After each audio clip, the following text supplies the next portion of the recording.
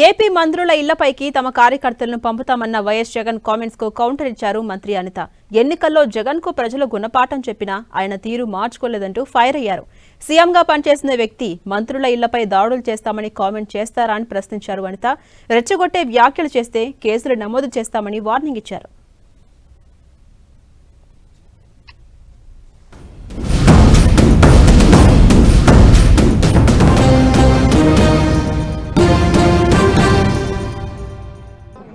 అయ్యా చంద్రబాబు నాయుడు గారు, మీ ఎమ్మెల్యేలు ఎంత హేయంగా మాట్లాడుతూ ఉన్నారు అని చెప్పడానికి నిదర్శనం Rojamma ex MLA, sitting MLA, Nagari Telugu Desam party MLA ఎలాంటి మాటలు మాట్లాడాడు.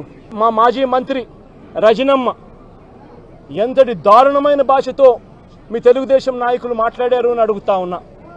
మీ మంత్రుల ఇళ్లకు, మీ ఎమ్మెల్యేల ఇళ్లకు ఇదే మాదిరిగానే మా వాళ్ళను కూడా పంపించి హత్య చేయించే కార్యక్రమం మొదలెడితే రేపొద్దున రాజ్యాంగం అనేది బతుకుతుందా అని అడుగుతా ఉన్నా. రాష్ట్రంలో లా అండ్ ఆర్డర్ అనేది ఏమైనా ఉంటుందా అని అడుగుతా ఉన్నా. ఎలాంటి బీజం వేస్తా ఉన్నారు చంద్రబాబు? సిగ్గుతో తలంచుకోవాలా నువ్వు చేస్తా ఉన్న పనులకు అని చెప్పి చంద్రబాబు నాయుడు గట్టిగా మందలిస్తా ఉన్నా.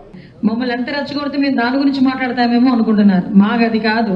మేము వాళ్ళు రెచ్చగొట్టే పనులు చేసుకునేయండి, చట్టం తన పని దాన్ని చేసుకుని వెళ్ళిపోతుంటది. జగన్మోహన్ రెడ్డి బయటకు వచ్చి ఏదో సవాలు ఇస్తే సవాలు తీసుకోవడానికి అది కాదు. ఇలా మాట్లాడి ఇలా చేసినందుకే 11 సీట్లు తీసుకొచ్చి కూర్చోబెట్టారు. ఇంకా బుద్ధి రావట్లేదు జగన్మోహన్ రెడ్డికి.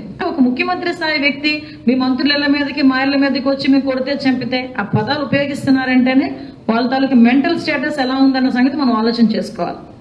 మానసిక పరిస్థితి ఎలా ఉందన్నది ఆలోచన చేసుకోవాలి. అలాంటి వాళ్ళ గురించి చట్టం తన పని దాన్ని చేసుకెళ్ళిపోతుంది. మా పని మేము చేసుకుంటాం.